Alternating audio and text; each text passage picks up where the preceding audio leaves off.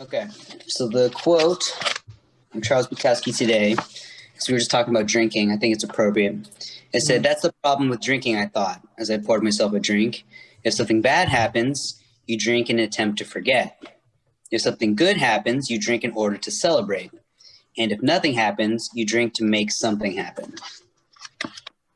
And I've thought about that, and I remember thinking, like, I've always felt like the mark of like a great party is that it would be fun even if there wasn't alcohol. Like the thing you were doing was still awesome, and it just alcohol made it better, right? But like if you didn't drink, and then the party was lame, then it wasn't a good party to begin with. Like if you weren't drunk and you're like, dude, I'm just in a basement right now, surrounded by strangers. You're like, this is whack, you know. So. But let me see what else I got. Well, on that note, hey, welcome, Daniel. Welcome back. I wanted to say my intro. You just jumped there, so that's going to be my cold open, I guess. No. You want to start over?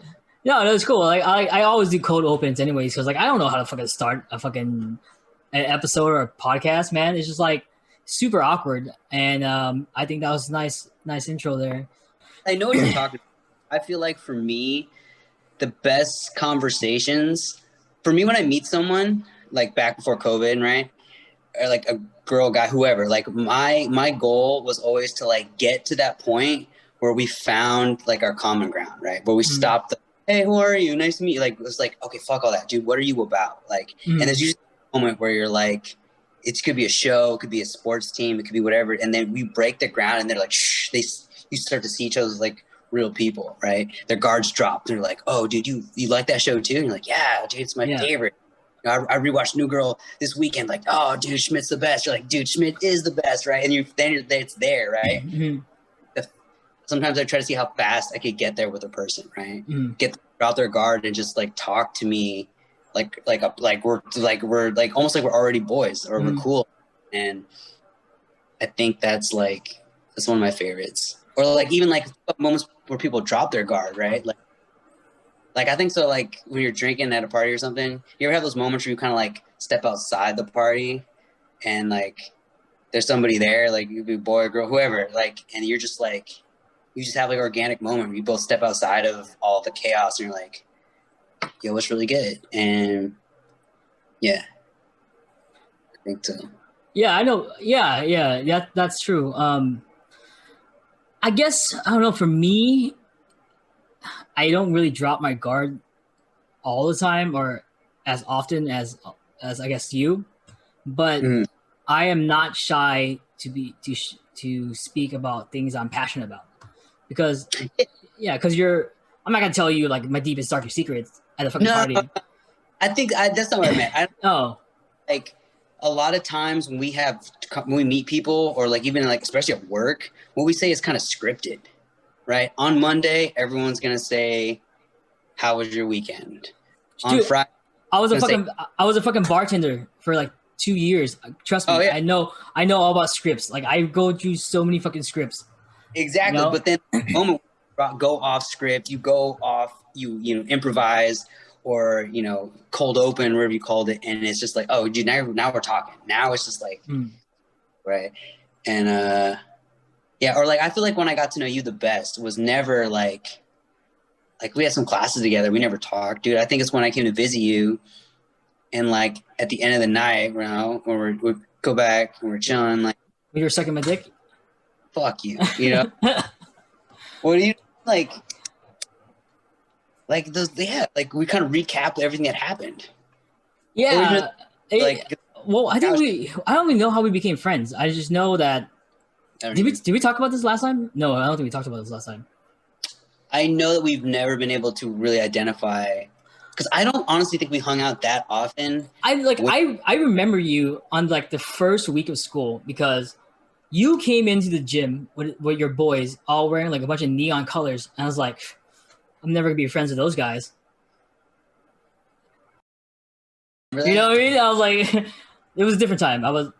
Different person. I'm not proud of the things. I even wore neon. So it was you, and it was like Jared. It wasn't Jared. It was you. Okay, it was Jared. It's you, Jared, and that really tall guy, Chris. Chris, and you guys were wearing like it was you guys were wearing like fucking like these neon like 80s workout clothes. And I think Chris too. Chris had like a fucking headband.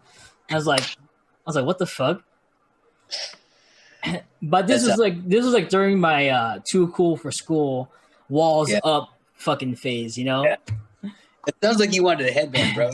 I did. Like now I wear headbands, dude, because like I wouldn't wear them to the gym, but like, but but we became friends because I was friends. Yeah. I was friends with, and then I remember seeing you, Jared, and what's his name, Matt, Chris. Sorry, fucking oops, at Jaws' party one time, and oh, this is my boyfriend Daniel, and I was thinking in my head, I was like, oh, you're that douchebag Asian I saw 3 years ago, and then long story short, your girlfriend broke up with you, and you needed a homie who was still in college, and that was me. That is not what happened. But it was like a simplified version of what happened. What the only detail I take umbrage to is that I was not broken up with. We both agreed like this relationship was over long before we actually broke up, and then after we took a road trip over the summer after graduation, and then I dropped her off at the airport, and we were like, we knew that when this road trip was over, we would never see each other again. And we didn't. Wait, did you finish New Girl? No. And we're starting over. Where are you guys at in New Girl? So we're season 1, episode 5, maybe. So like Jess and Nick are not together yet. Okay, well, I don't want to get into New Girl right now because then we just go on a different tangent. I love New Girl. Talk about it all day. I was gonna make a reference to something, but it doesn't make sense. You haven't. It's in season like 4. I've seen like seeing for the first time. I've seen seasons 1 through 5, and I've never finished it. Oh, then okay. You remember Megan Fox, right? No. Oh, then no. You stopped at like season 3 or 4. Really? Yeah, Megan Fox is in like season 5 for like a long time. She's a reoccurring character. Yes. Like a reoccurring character. Oh, dude, I never remember Fox, and I watched deep into this. She must be in like 6 or 7. I feel like I watched it. Is there 7 seasons? Yes. I remember thinking like here's the thing. Jess and Nick started to get really annoying, and so I stopped watching. So I just rewatched like the best episodes of season 1, 2, 3. Uh-huh. And I would never go past that point. So now I'm just gonna watch them straight through to at least know what's on the other side and then go from there. But Schmidt does not disappoint. Well, I don't give a fuck, dude. But anyways, so there's one of the episodes, one of the characters talks about the perfect goodbye. Okay. Like breaking up with someone, or just in general? Just in general, like trying to get the last word in and being like, goodbye. And that's like your like the Casanova movement. It was. I don't know. I don't know if it was perfect. It was just equally agreed on without even saying it. Like we never said, "This is the last time I'm going to see you." We just both knew. So many things happened. We knew we were not right for each other. We were both terrified to join the real world outside of college, whatever the fuck that was. We were ill prepared for it. We were creative writing majors, which means we knew we were both moving back home because we were broke. And we just knew that we were gonna have this one cool trip, 8,000 miles across the U.S. And then I was like, dude, that's it. There's nothing left to do. Mm-hmm. It's like last call at the bar. It's just you go home, or unless you're you go to an after hours party, and we won't even go there. But yeah. Would you say that you had the perfect college breakup? Because you guys dated for 4 years, right? 2 or 3, and I wouldn't say it was perfect because in retrospect, I wish we had just done it way sooner. Mm-hmm. Didn't waste each other's time with all the extra nonsense. Like when it's over, just end it. But if you guys would have broken up sooner, would you have known that you guys were no longer in love with each other? you're doing it backwards. Like once you No, know, but think about say what if you guys needed that time together in a loveless relationship to realize who you are and what you want, and is not that person. Like say you guys say you guys like broke up a year into your guys' relationship. okay, And then like one day you go to the quad and it's Valentine's Day and you're like, oh fuck, I really miss. I'm gonna have to bleep out her name. I really miss creative writing girl. And then she just walks past the quad and like, you know, maybe I'll shoot her a text. And then you guys enter like an on again, off again relationship. Because you're always like thinking like maybe I do love her because you don't fucking know. You're a fucking college kid. no, but yeah, I guess. But like, I will just say this: an on again, off again relationship is not easy. It is time consuming. It's emotionally draining, and it sucks, dude. I don't wish that on. Like, if you're on again, off again, just be off. Mm-hmm. Period. If anyone's listening to this, it takes anything from anything we've said today. If you have to wonder whether you like someone or whether they like you, they don't, or they don't enough, or it's just not a good fit, right? Because I think when you meet the right person, you just know, right? Like people I've met, like not even non-romantically, dude. When I meet certain people and I'm like, we vibe. Like when I first met Mark, dude, and we started like hanging out and doing cool shit and like laughing at the same stuff, it was effortless. It was just like I didn't have to try. I didn't even think about trying. It was easy, right? When you meet like people like that, it flows. You read a great book, you're like, that was amazing. I didn't have to force myself to read it. I genuinely loved it, and before I knew it, it was over. Like, I mean, you know what I mean? So I feel like if you're basically what I'm saying is if you're forcing it, it wasn't meant to be. Yeah. Yeah. And like circling back to what you were talking about earlier about alcohol, like you, what? I don't know where this is going. I was like, I wasn't drunk the whole time. You had a problem. I didn't want to say anything until we're on recording. But to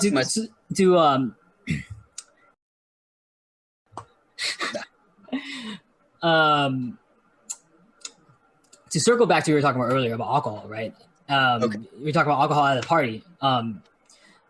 If I think that if you're comfortable with who you are and what you like and what you don't like, and you're not afraid to be honest about it, then I don't really think you need alcohol at a party. Like if you're not having fun, then you're not having fun. You know, there've been times where in college I felt like I had to party, and I felt like if I wasn't doing anything Thursday, Friday, Saturday, Sunday, Monday, Wednesday, then am I really living college? You know, and there's also been times where like, oh, I wish I was at home right now, not doing this, and I'm fucking playing beer pong at some sorority house. You know, it's like you put yourself through that motion. It's a phase. I think it's a phase to go through. Like when you're in your like late teens, early 20s, dude, I think everyone should, or I think that it is helpful and healthy to go through a phase where you like try a lot of different things, go out and meet people, party as much as possible. Safely. Yeah, safely. You know, and whatever that means to you, but like try as many new things as possible. I read something about that lately. It's just like you should try as many things as possible in your 20s because if you fail horribly, you still have time to recover. Like you get fired and you're 21, who cares? You're 21. You can do anything, right? You could start over and it means nothing to you. Dude, if you get fired at 35 with kids and a mortgage, that's tough. Yeah. You have depending on you. You know what I mean? I'm not saying it's impossible, right? I'm saying there are more challenges because of your age. It's just a fact, I think, right? So like 20s should be time to experiment and try things. And I'm not talking about like drugs necessarily. I mean, just like experiences. Yeah. Take that class and that, you know, whatever. Push your boundaries. Exactly. And then find out what you like. And then hopefully you find a passion and, you know, run with it. It's like if you don't try new things and you don't fail at them, then how would you know that you want it, you know, or how would you know that you liked it? Because if you don't try things out and you just read about it or fantasize about it, then obviously you're always gonna wonder You know, it's kind of like, I mean, it's kind of like this promotion, right? Like everyone keeps telling me, like, dude, that team works hella hard. that team fucks, Dude, and this is like at a company where everyone works hella hard, and people are like, no, but this team in particular, like their work schedule is intense, right? And I'm like,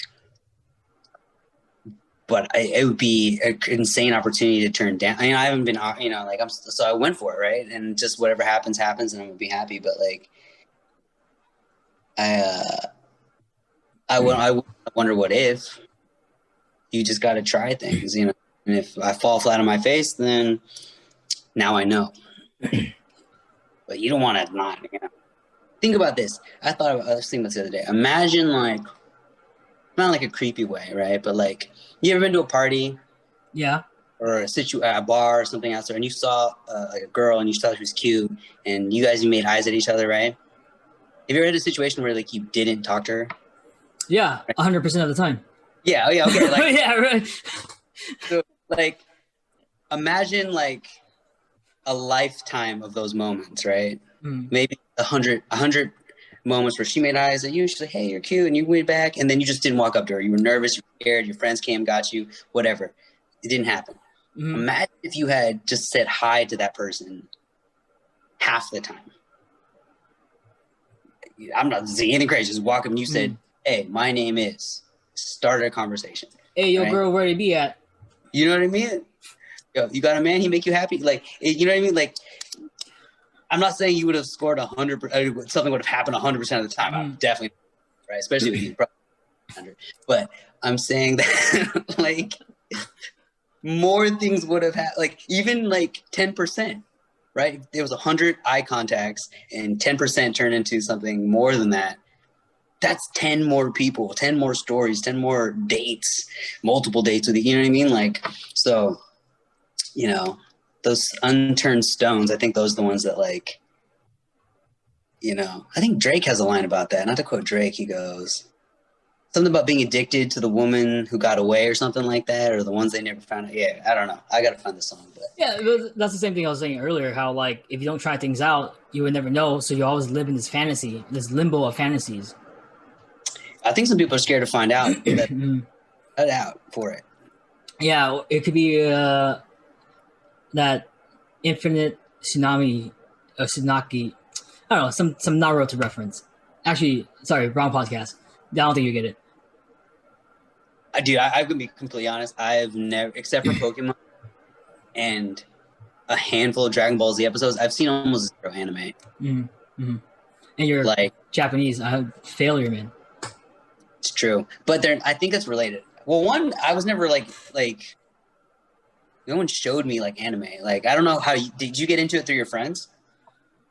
So my dad used to own a video store, and he used to have a collection of cartoons, and some of them were anime, and they were Thai dubbed.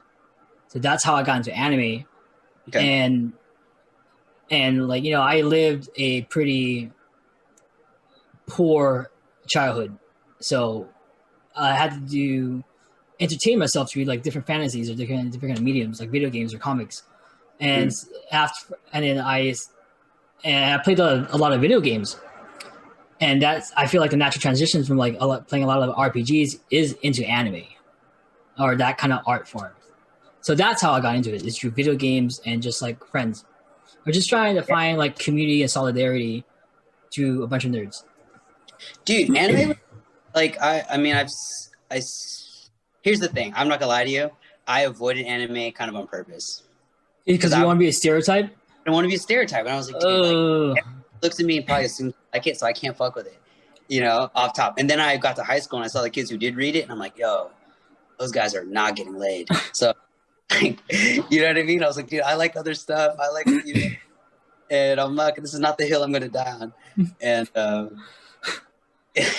and so yeah, it's like, oh, Daniel, you're Japanese. You must know karate. And you're like, no, I don't. I'm American. I never even went in that direction. I just remember thinking anime was something else. It's a little nerdier. And honestly, thinking back on it, great choice, dude. It worked. Yeah. Um, Dude, it is no. Wait. I hope you don't get a job. I'll be.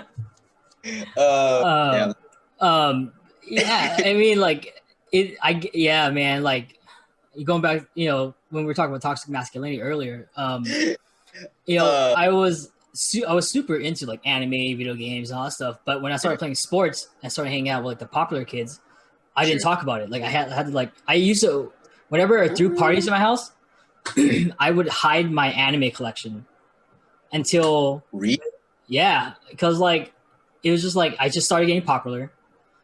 I mean, high school was pretty fucking great. I hate to be that guy, but it was good stuff. But anyways, you didn't mention at least once that you're popular. Well, I would think that someone had like cloned you. So I'm glad. I'll put in the Eric Cyberster Mr. Ranger dance. All right. Is that like your Mr. Junior? Yeah, yeah. It was like the basically the most popular guy in school. I didn't win. I lost. I got the more. I got the Trump situation. I got the popular vote. No, I got the Hillary situation. I got the popular vote, but then the committee of teachers chose a different person, the white guy. Wait. I'm gonna need you to explain that because in my school, the Mr. Junior competition was won. Oh my God, was that a vote or was it like a panel of judges? I don't even remember. So for us, it's like a club nominates somebody. I was nominated by the junior class because I supplied them with alcohol. But so I was nominated by the junior class, and then it was like the top whatever seniors are voted on, and I was in the top 5. And then we do a talent show. Mine was interpretive dance, and then I did a rave thing with Sandstorm. Pause. Okay, my next question was going to be, what song did you interpret? Sandstorm. Dance? It was Sandstorm. It was. You want to see it? Actually, no. You have to look deep to find it, or is it literally on your desktop right now? Called Good Old Days. All right. Let's see how this looks like. Oh my God, please send that to me. All right, gotta get out my Pornhub. Yeah. What does BBC mean? Huh? What'd you say? Pull up the video. Oh, Mr. Junior. It's called Mr. Would you call Mr. Ranger? Was that like your school mascot? Yep. Nice. Bear with me because the audio quality is, or just the quality of the video is 240p. Got you. So I will not factor that into my decision when I cast my ballot for Mr. Ranger. No, you should do. You should. No, never mind. What? I was gonna say you should post the footage of the Mr. Ranger competition, like everyone's performance, and then take like a vote online and be like, who really should have won. And then no, dude. Okay, that's stupid, man. But also hilarious. Let me see if I can screen share this. All right, you ready? I mean, yeah. How ready? What do you mean? Should I stretch? Should I stand up? I'm ready. You see it? Oh, yeah, dude. You ready for this? You ready for this?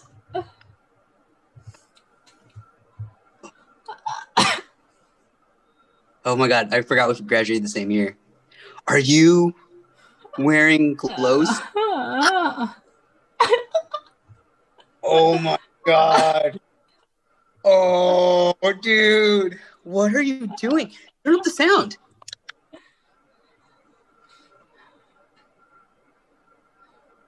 Wow.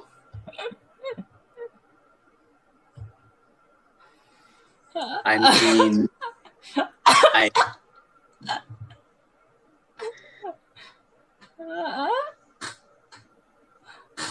I'm the teachers. I'm looking in your backpack immediately.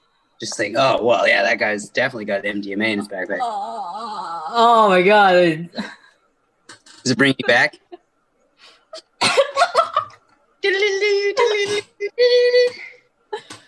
I'm trying to think of the Sandstorm beat, actually. Eric, this is incredible. And by that, I mean, what. I mean, yeah, dude.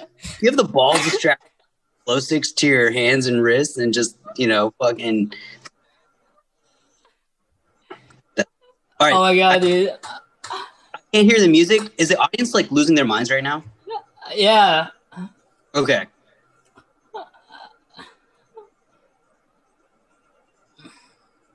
That's awesome.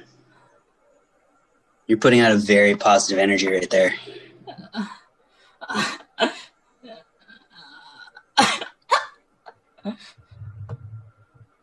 Wow. Yeah, so that was it. Eric, I know it's about 12 years too late, but I just want you to know that you have my vote for Mr. Ranger. Thank you, good sir. Whatever. That was great.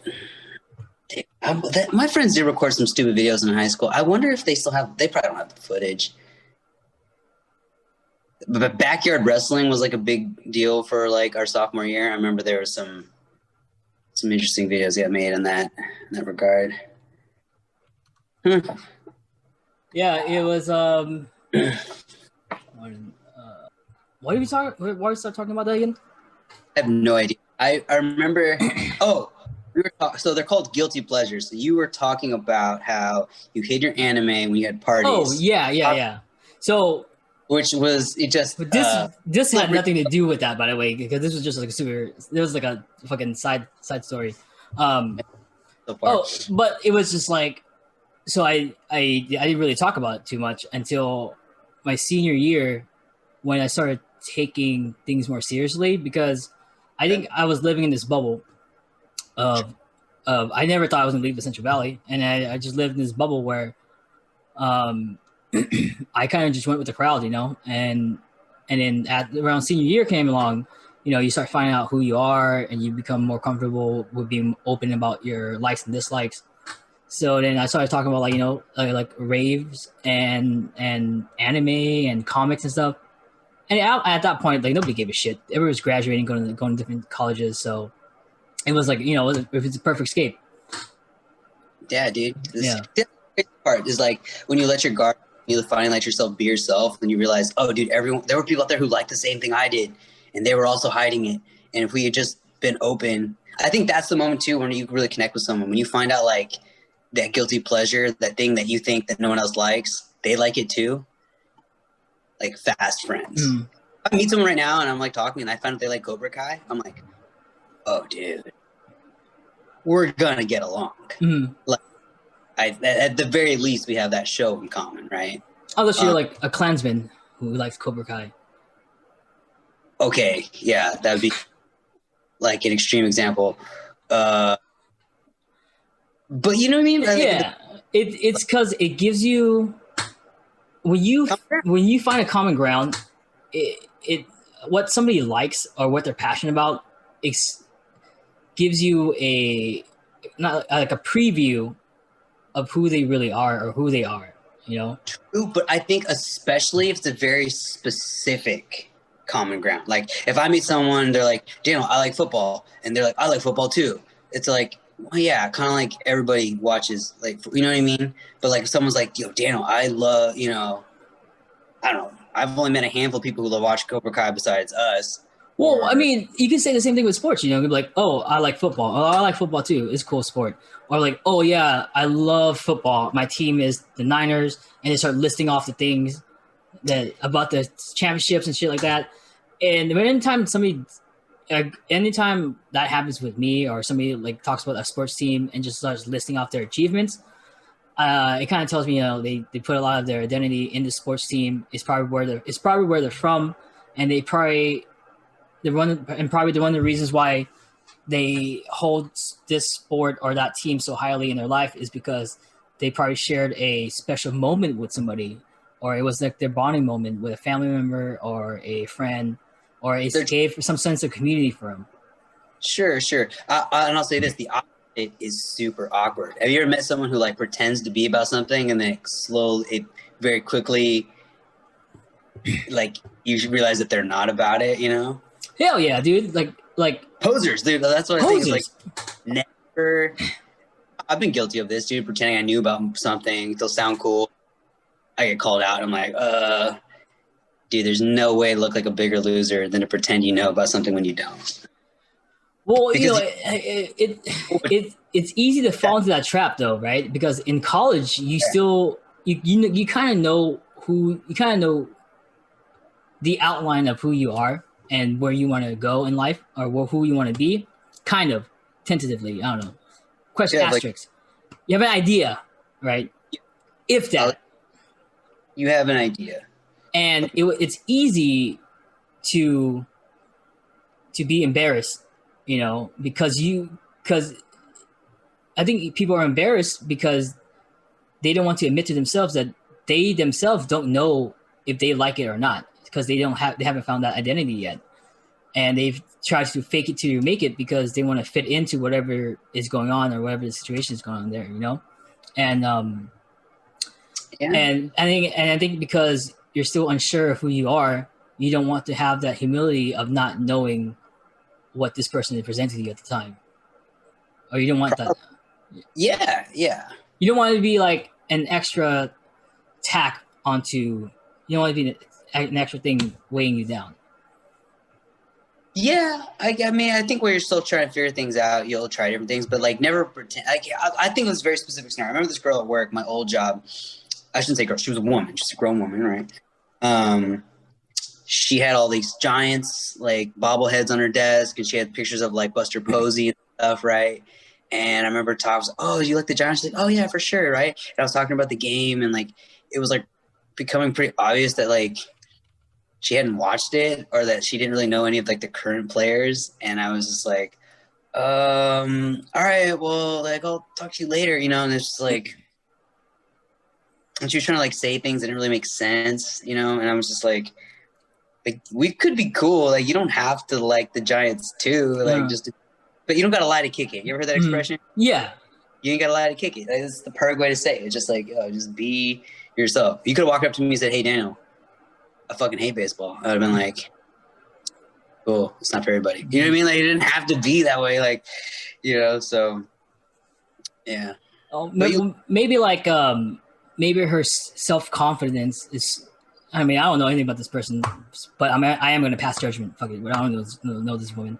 But maybe her self-confidence in her identity wasn't strong enough to where she wanted to.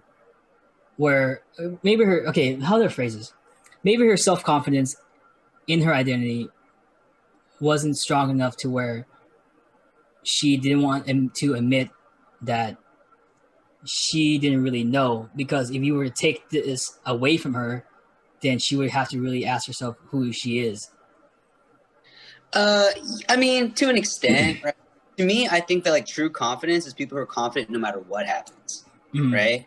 Right. So like, let's say like, I don't know. I used to work with a lot of women, right? So I use these examples, right? So let's say like someone came in to work and they could tell they were like, they just didn't look put together, right? They're like, look, they're in makeup, they're like embarrassed, and they're like trying to hide, or I don't know, something like that, right? And then I remember once it was actually at a barber shop, and like there was a female barber. She came in, she's like, "Guys, I know I look like shit today. I got 2 hours of sleep. I was partying all night at the bars. Deal with it." And it was just like, dude, that's like real confidence. She's like, "Yeah, I know I look like crap today. Like, I'm not hiding it. I didn't call out of work. I'm coming in. You get what you get." Like, she kind of like a fuck it attitude that was like pretty tight. Oh, dude, like, because at the end of the day, a lot of people care more about certain things. They think other people care more than they actually do. They're like, "Oh, dude, terrible day. Everyone can tell." And people are like, they're not looking at you. They're probably looking at themselves, like thinking, you know what I mean? So, I think like, thank God I'm not this person.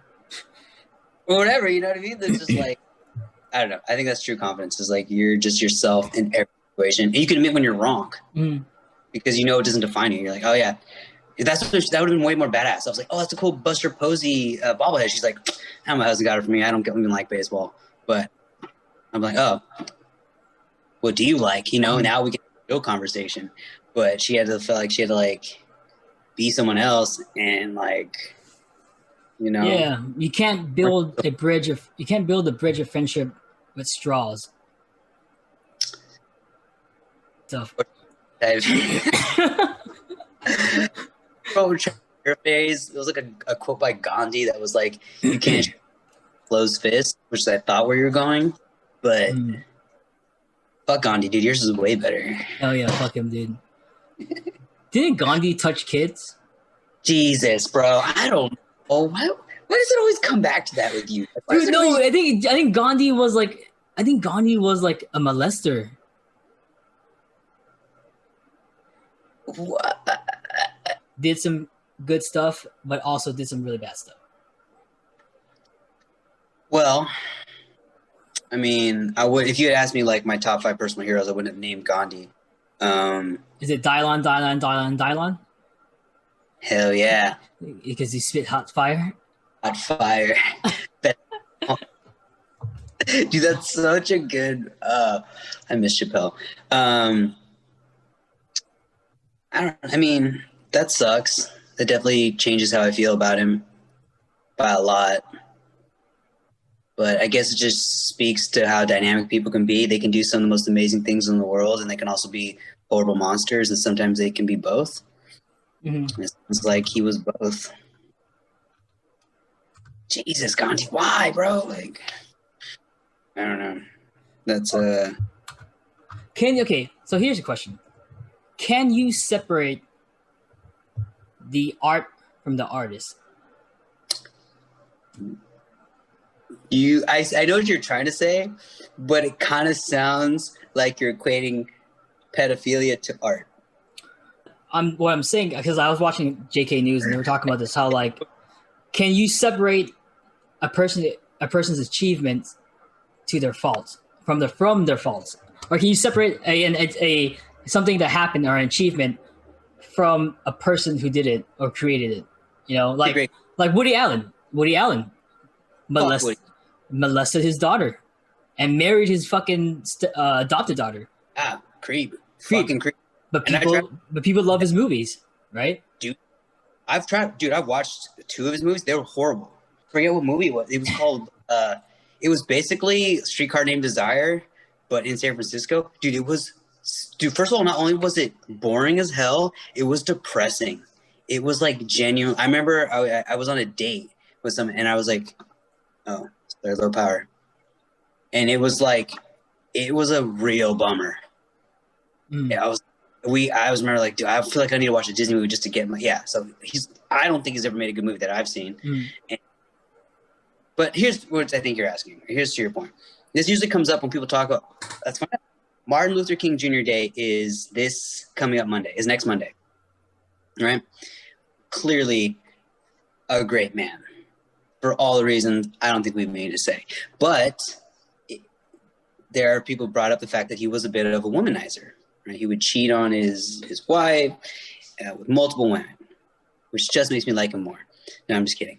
But like the point is, right? People are like, dude, he has his legacy of being this incredible speaker and this champion of civil rights, but then also like he kind of had some of these more predatory instincts when it came to women, right? And it's like, how can he be both? And it's like, well, I think because people are people. You can be more than one thing, right? There's gray areas, black and white. Like John F. Kennedy, right? Womanizer, you know? And imagine all of our heroes, like the things we don't know about them. Okay. So let me rephrase what I asked you. I guess, does a person's fault takes away from their merits of achievements? No. Well, here's what it is. It doesn't take away from their achievements, but it affects how as a whole person, right? So like are Martin Luther King Jr.'s contributions to the civil rights movements in any way detracted because he was also sleeping with all these women on the side? No, he still did amazing things for an entire group of people, and it's a fight that are still going on today. But when I think of him as the individual and not just things he did, if you have to look at it from a holistic approach, you can't not include the good and the bad. Yeah. But the achievements stand on their own, right? They are things that happen that can't be undone. Now, if you found out someone else did them, if you found out he didn't write his own speeches, you know, then I'd be like, okay, well, it's not as cool, right? You know, but the achievements are separate, right? But when you think of the person, I think of them different for sure.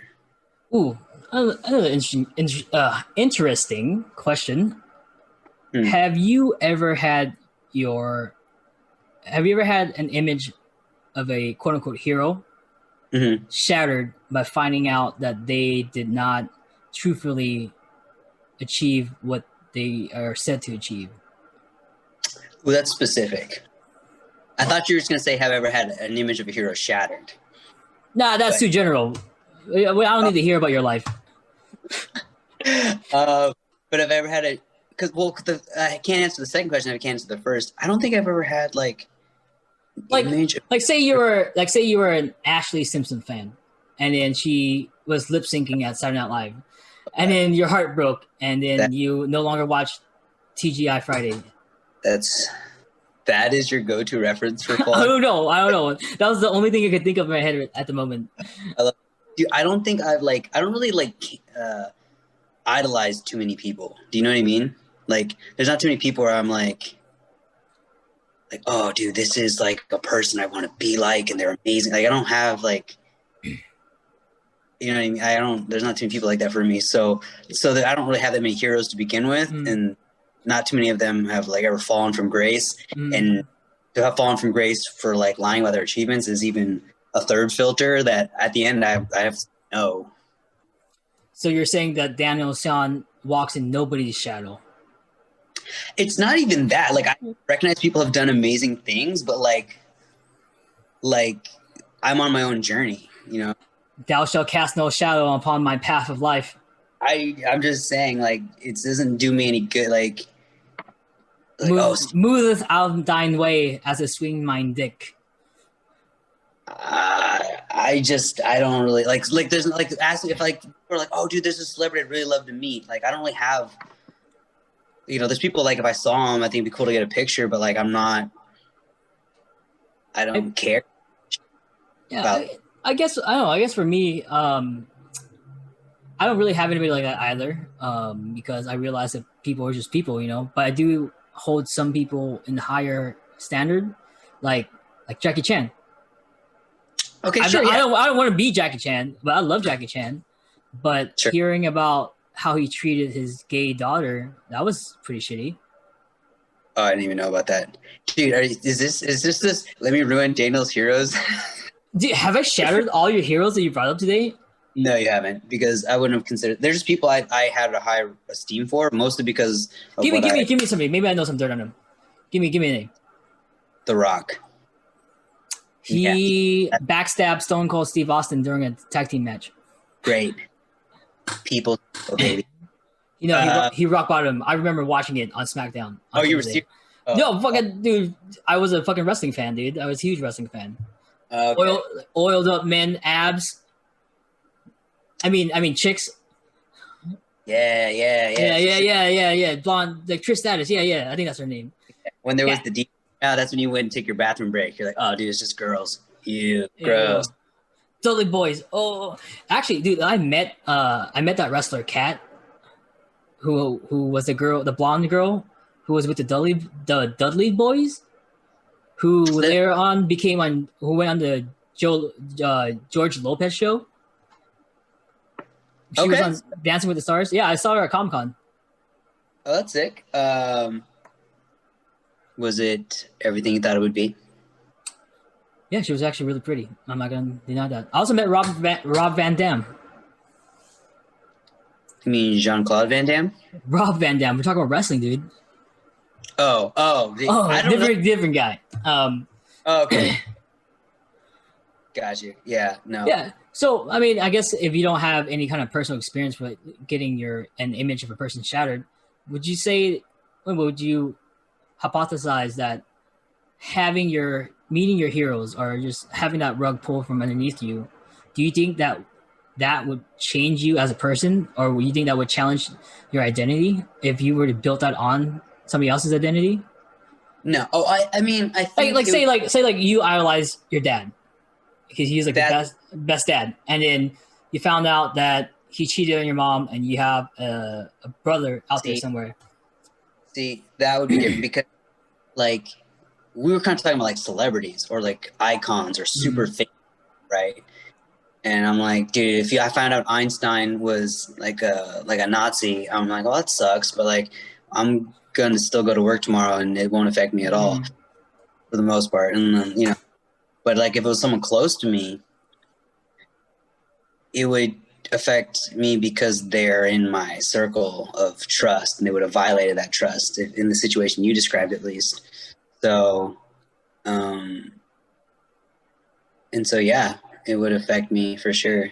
But only if you idolize them, right? Or walk in their shadows, right? I wouldn't even say it has to do with because it would just be more about like trusting a person. Like I think my dad's an amazing person, and part of the reason I think he's so amazing is because he has a good like moral compass. He does the right thing. He does amazing things for people.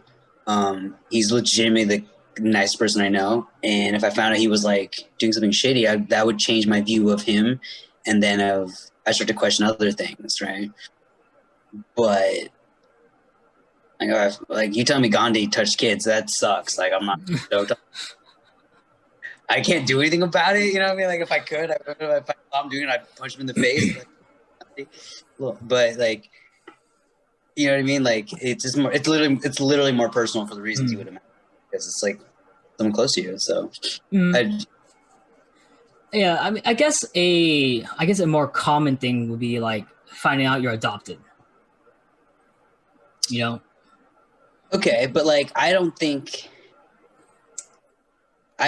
that's the same like thing. Like, so if you find, here's the thing: I think people are how you treat you, right? So like, if you have someone raise you, clothes on your back, fed you, took care of you, nurtured you, coached you, you call them dad. That is your parent, right? Whether or not they're biological or not, right? So then if you find out one day, like, hey, Eric, we need to sit down and tell you something. You know, your dad's not really biologically your dad. I'd be like, it'd be a blow, right? But wouldn't change all the things they did, right? So, like, I don't know. This speaks to like there are dads who are biological who are horrible fathers, and there's stepdads who are amazing. So I think that like it would be like a blow, like because like depends when they told you, right? They wait till you're 18, and you're like, oh my god, my whole life lies. Like, well, is it like guy still was your dad, hopefully, but yeah. Eric, are you adopted? Is that what you brought? No. Oh, I was just thinking because I was just thinking about like because we were talking about identity, finding yourself, and I was just wondering if what we were talking about can challenge your image of yourself, or can it challenge? I'll say this, dude. Lately, I've been having conversations with people. They've been like brutally honest with me about the ways that I've acted and the ways I continue to act. And they tell you you're a bitch, because I've been telling you that all the time. Fuck you. No, it's been like it's just like people having like real like kind of tough conversations with me, and I had to like at first you're angry, you're like, dude, because they hit somewhere that is real, right? And I thought about it, and I was like, dude, I could be a better be better, like things like that. And like I've been self-reflecting a lot. I've been journaling, and I think that like it's really opened my eyes to like sometimes you have to do like a full self-assessment, and I think that's been really helpful for me. But yeah, for sure. But yeah, the truth is not easy to hear, and Chad, sometimes you say, because you were talking about shattering your identity, right? I think sometimes shattering your identity or questioning like who you are is a good thing, right? Because maybe you could be something else. Maybe you should be growing into something else. Maybe you shouldn't be stuck in the same pattern of thinking of like, this is all I am, so I'll ever be. Like, I think that limits everything about you, or the person, if you do one thing. So, well, also, I think that you can realize that there's no such thing as just being one thing. You can grow as a person. You should never pigeonhole yourself into something where you shouldn't pigeonhole. You shouldn't try to be a label, and and that's the problem with too. A lot of kids in high school and college, like they try to be a label. Like I try to be a label. I thought that I was gonna be a fucking you are. Oh my god, that's why so funny to hear you say it. You are so about labels. Like for me, I like to think of people as like we put people in boxes a little bit, but you had very clear boxes for people and for yourself. Like I remember, like if I had like 5 years ago, I was like, Eric, who are you? You'd be like, oh, I'm like this frat guy. I never said that. With a heart of gold, and just only some people get to see it, right? I knew that's what you would say. That's you said that about me, so because I just went with it. No. This is like how you always like you always act like you're this big party guy to most people, and then after 2 minutes you would drop the fuckboy act and be like, guys, I love literature, I love reading, I love poetry, and you know what I mean? Like, and so like, I think you thought that there was like, oh, okay, I can only show the side to certain people, but like, I think you were really happy to share those sides, and I think lately you've become more comfortable. Well, even I think I'm a pretty self-aware person, and I think that I did a really good job leaking things out when I needed to build that image. Because I never said that about me to you.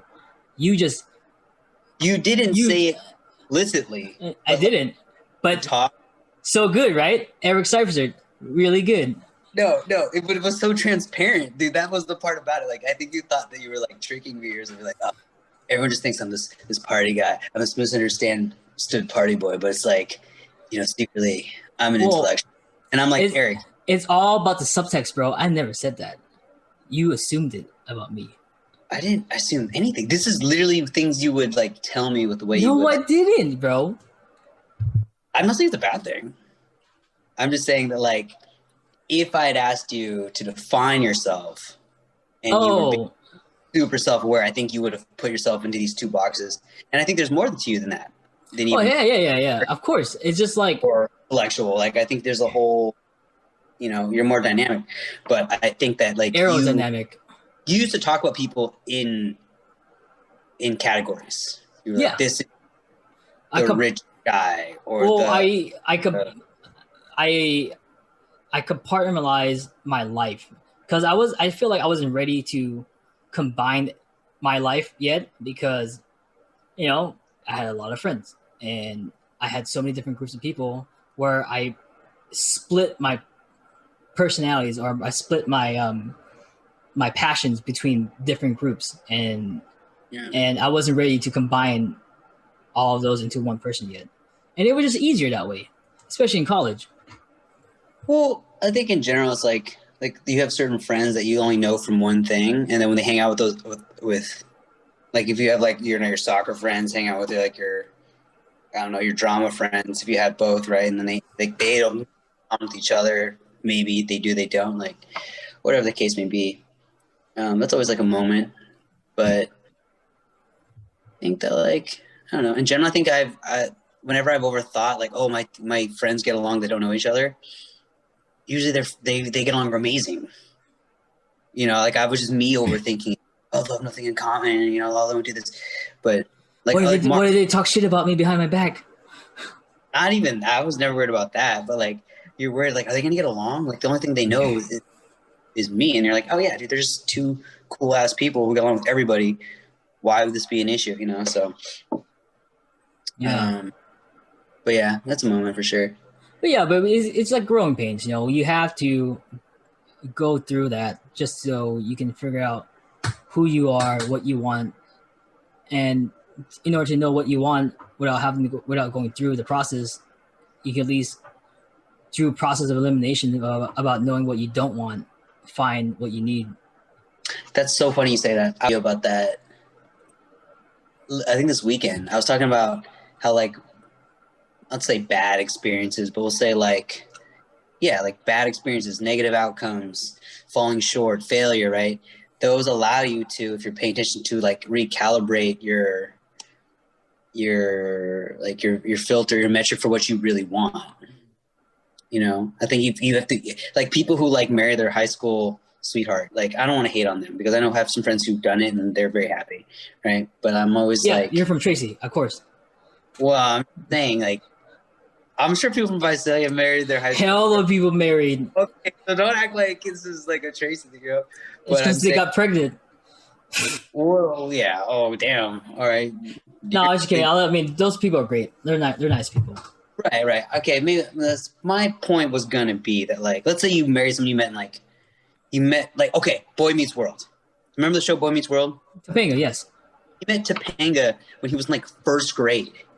They went through high school together. They went to college together, and then he married her, right? And I remember thinking as watching that, I was like, how the fuck do you know she's the? I mean, do you just know? I mean, maybe he got lucky, right? But I was like, dude, you never, you know nothing else. Didn't they have like a break? Like they broke up for a little bit, and then his best friend like made out with Topanga, and that was like a thing for a little bit. Like, my point is, did he ever seriously date anybody else? No. It would be like a 2 or 3 episode thing where they're like, did she make out with Sean? Yeah, she made out with Sean. Really? Yeah. That's always a thing in shows. Like in Scrubs, JD kissed Carla.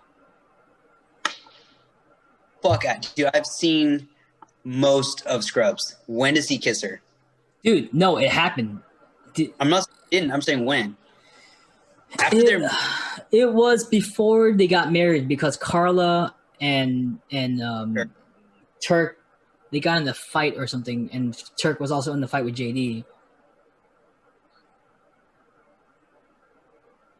Really? Yeah. Did it also shatter another image of a character? I mean, this was fictional, so it does shatter my image of like one of my favorite fictional friendships of all time, which is Turk and JD, because that's such a bro code violation. I mean, that's beyond a bro code violation. Bro code violation is dating your boy's ex. Dating or kissing your best friend's girlfriend makes you a piece of shit. I mean, obviously it's fake, but like technically they were broken up at the time. Okay, it's still. Oh yeah, of course. That's a shitty situation. Like even it's in like it depends how much time had passed too, right? But even still, it's like it's a no go, man. Especially right away. I mean, obviously, I'm taking like this is real personal, but like Turk and Jay, that's the biggest moment of all time. It's like, oh, Gandhi touches kids, whatever. But Turk and JD. It reminds me of the story of in high school. There was these two guys. They were best friends, and then one time, one of the guys passed out early after a night of drinking, and his best friend banged his girlfriend. And then they didn't talk for like a couple of years, and then they realized that their friendship is stronger than any woman, and became best friends again. And I was like, "Damn, that's fucking that's I mean, that's cool, I guess. That's crazy." But that was nuts, man. Yeah, dude. No, I'm not gonna lie. No, I mean, I kudos to them because maybe they're just a more evolved person than me, and they're capable of a level of forgiveness that I have heretofore not tapped into and don't see myself ever. But like, I think there's certain things that people can do that are so unforgivable that like you never have to fuck with them again. Like, I'm not saying hold ill will, you have to go after them, do petty shit, but I think there's some people who are like, okay, we're just done. Mm-hmm. Like that talking about before this started. Completely unrelated note, but like there's certain people like in my life out at this point where I'm just like, dude, wish you the best, but like I can't. You're not, I just can't fuck with you no more. Oh, can't do it. Since we're both from small towns, about 130 or 150,000. It's like bigger because there's actual small towns nearby, like Lathrop and like, you know what I mean, Los Banos, which are like you don't even think about them. Never even heard of these. A blink of eye. But it had a small town mentality. Everyone generally did feel like they knew each other. Mm. So like when you would come home for like Thanksgiving break or Christmas break, right? And then you'll see two old classmates get in a fight over something that happened 3 years ago in high school, right? Have you ever seen something like that? Like usually on like the Wednesday before Thanksgiving, that always happens. Blackout Wednesday, very popular.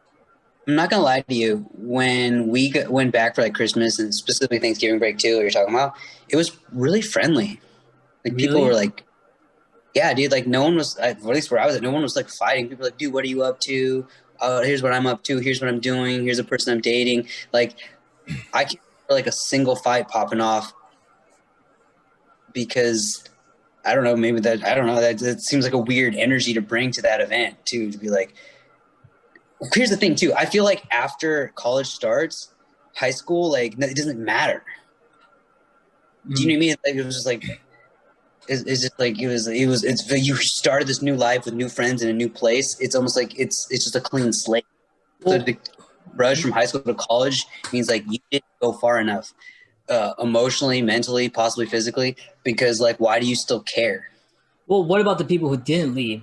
Because Do they matter? I mean, I don't know. Like, they happy to have people back in town. I think they were just like, oh, party like we used to, right? They weren't looking to fight anybody. Like, I mean, maybe thoughts popped off in other places, but like my experience coming back home during those times was like people were stoked to see each other because like, dude, we went to different schools, but we were friends, and now we get to share. Like, I have all these stories, you all these stories.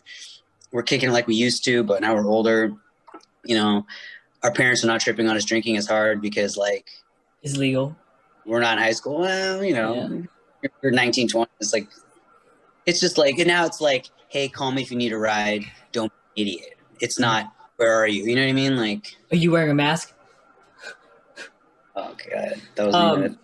I don't know. It's just like, because in my hometown, but a lot of people did go to the community college, but they still stayed within the town. And I think up until like even like 4 or 5 years outside of high school, I still knew people who got in fights over things that happened in high school.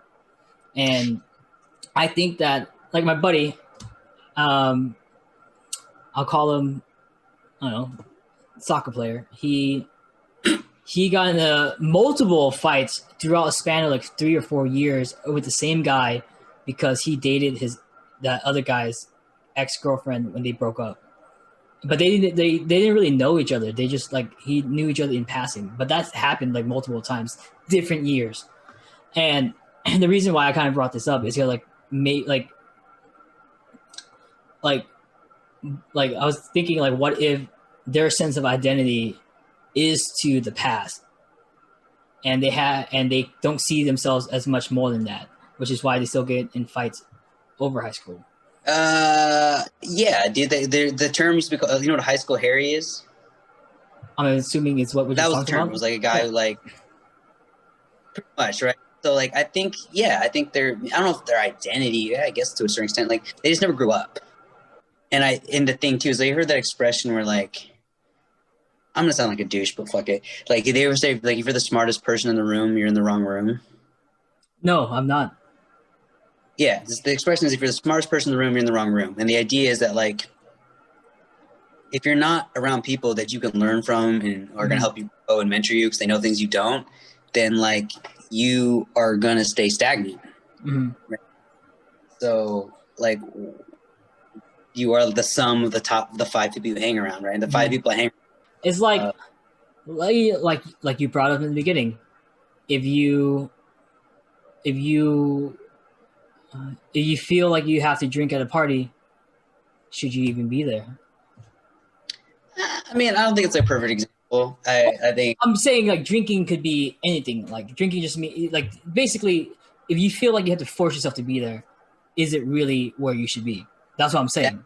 that's a good point, right? I think like You like that full circle outside of identity. Oh shit! Yeah. Oh, I got a bedtime reminder. That's so funny. I meant to go to bed an hour and 15 minutes ago, so I stayed up for you. But dude, this was a good talk. I don't know how much of this is usable. I think probably not a lot, but it was a good talk nonetheless. I think there was some good stuff in there, right? I'm just saying before you post anything, so I feel good, please send it to me, and I will watch it. And I did watch the other ones, dude. I just took a really long time to get there. But yeah, just, you know. But I think what we talked about could be beneficial for somebody. I mean, it was a good conversation. It wasn't like we were talking about like. Yeah. No. I think one of the coolest things about writing or sharing any type of knowledge, transfer of knowledge, as we talk about in training all the time, is I love to help people grow and develop. If they can learn something from my mistakes and like, skip step 2 and go straight to step 7 because it's something I told them, dude, I'm glad I feel good about that. Yeah, like what if somebody like doesn't even know that they're questioning their own identity until they're super bored and taking a shit and they come across this video? Or maybe that they should. Or like someone's in some dead ass relationship, they're like, dude, should let go. Yeah. Dude, you should. So these 2 Asian guys were talking about like asking yourself what you really want, and I guess, do I really want this? I'm just saying, like, it never hurts to ask the question. You still might come to the conclusion that it's worth fighting for. I'm saying that's not a bad thing, but like the fact that you're questioning in the first place means something. The fact that you have to go back and forth, right? How many like on again, off again relationships do you know that ended well? Like ended with them like getting married and locking it down and they're happy. Ross and Rachel. Dude, fuck Joey and the whole like last. Yeah, no, I'm talking about real relationships. I can't think of a single one. I know that some stay together because somebody ends up getting pregnant, but sure, yeah, that's why I made the point of together, and maybe they are right because they stayed on because something locked them down. Well, I guess by and large, there's a reason the off is what I'm saying. Yeah, well, I guess to end this video, just be yourself, and whoever, just be yourself, and you're gonna naturally attract the people that want to be with you. And if you, and I guess, right? No, not completely. But it's so funny because you'll say something, and like I don't know if you know that there's already a term for it, and so you're trying to describe it. Like when you're trying to describe, America has a problem with like sexual, and I'm like, oh, you mean rape culture? And you're like, yeah. So right now, what you're describing is called the law of attraction. Well, and I don't want to get into the law of attraction because I don't really believe in it. Because people are like, if you believe in money, then money will come to you. Well, yeah, because you're working towards that goal. You have a goal and you're working towards it. It's not going to just come at you. It doesn't work that way. Yeah. No, I think people misunderstand how it works. Oh, it's a law of attraction. I don't know, man. I don't believe in that cosmic stuff. If you have a goal, work towards it. And sometimes it's all about the friends you make along the way, baby. I saw this meme I said that said it was like about a pirate. The saddest part of being a pirate is they spend their whole life chasing buried treasure, not knowing that the real treasure is the friends they make along the way. Dude, did you see that meme? It was like a slice of pie in the Caribbean costs $3. A slice of pie in the Bahamas costs $5. Okay. And I guess you can say that. I guess that you can say that this is the Caribbean's pie rates. I was like, what? That shit was awesome. Pie rates. The beautiful. That's how you're ready to be dad, bro. Those are dad. Yeah, but anyways, just be yourself. And what you said earlier, if you have to ask yourself if that person is really into me or if these friends are really my friends, then maybe you should start questioning whether you should stay in there. Or maybe just bring it up.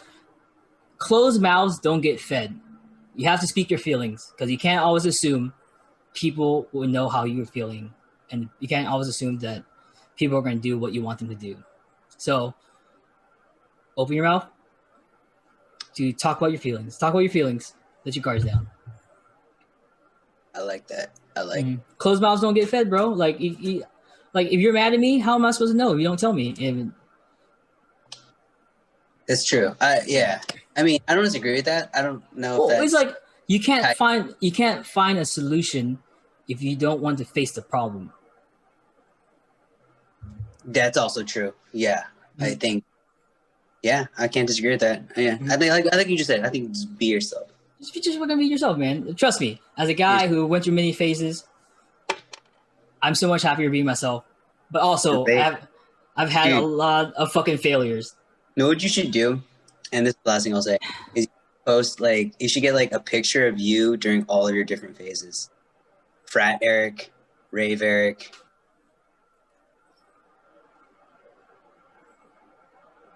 And now, Studious Eric. I don't know that guy. I have a couple of nerdy pictures. Sure. I'm just saying, like, you know what I mean? Bro, Eric. We put on different, like, costumes and masks and stuff, and I think it's fun to look back. Yeah, don't be afraid to try on a different mask, because how would you know Right. the mask doesn't fit? Like, sometimes you look back on them and you're like, yo, what the fuck? Dude, I went through, like, I won't call it a gangsta phase. I'll call it a gangsta with an A, like, No. Like, high school, I wore, like, Echo Unlimited. I wore, like, I wore a velour, like, FUBU sweatsuit, unironically. Yeah, it was bad. Okay, send me this picture. I'll post it in the video, and I'll put a picture of me with 2 pop collars. With puka shells.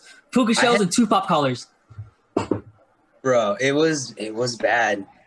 I dressed pretty, I guess the word is urban. And no one had the guts to tell me, hey, Daniel, you're not gangster, bro. You grew up in Glenbriar. I feel like this whole thing was us bullshitting, talking about random shit. I thought we were talking about like identity and trying to find yourself and do the process of the journey of self realization. Yeah, weave throughout, but at some point you're talking about how Gandhi touches kids, and then you showed me a picture of you raving, which I guess is definitely tied to identity. Well, I guess the Gandhi thing's related because it's how you perceive someone versus who they really are, and then maybe they're both. Oh shit, dude! It's all connected.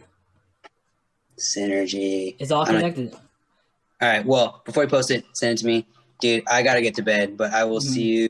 I like this. This was a good conversation. We should talk about. But hey, wasn't it cool how we turned one quote into fucking an hour and a half? Dude, I told you. That's what I'm saying, dude. Dude, you're all like, no, man. One quote, we can't make an hour-long video about it. I was like, bro, I know we can. I know us. This is us. And that wasn't even the quote I wanted. That's the quote I found, and I was like, I don't want to stay here like a. What was the quote again? What was the quote again? The quote I said, or the quote I wanted. The quote that you said that we just went in this fucking hour-long video. Okay, so it's basically about drinking, because you were talking about drinking before we got on. So it says, the problem with drinking, I thought, as I poured myself a drink, if something bad happens, you drink and attempt to forget. If something good happens, you drink in order to celebrate. And if nothing happens, you drink to make. Well, the Bukowski saying his drinking is his coping mechanism, is a solution to, as answer to every possible question, and that's his problem. Hey, and we turn one random quote about partying into a Freudian conversation about the ego. True. And, much about partying as him like. Well, I mean, like partying is your like that is somebody's identity. You know, we made it work. And I think we did a damn good job about it. I think considering we spent about 10 minutes talking about intros to podcasts while doing an intro to a podcast, yeah, we turned it around. Hella meta, bro. Very meta. All right. Good night, bro. man. Later, bro. You should.